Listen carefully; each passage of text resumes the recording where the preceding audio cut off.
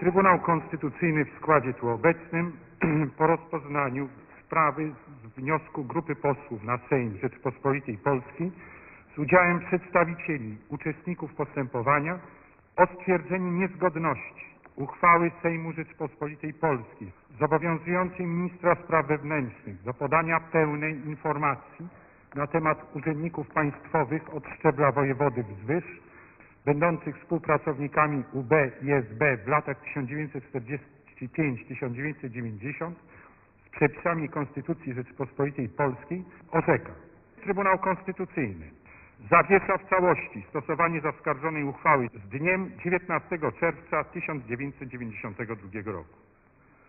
Trybunał Konstytucyjny stwierdza nadto, iż w myśl przepisu artykułu 9 ustęp 1 i artykułu 10 ustęp 1 ustawy z dnia 29 kwietnia 1985 roku o Trybunale Konstytucyjnym wspomniana wyżej uchwała podlega uchyleniu zgodnie z treścią orzeczenia nie później niż w terminie 3 miesięcy od przedłożenia Sejmowi niniejszego orzeczenia wraz z jego uzasadnieniem.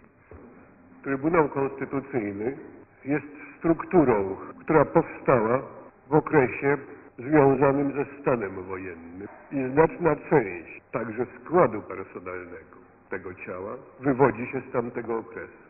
Trybunał był powołany do strzeżenia prawidłowości aktów prawnych z Konstytucją.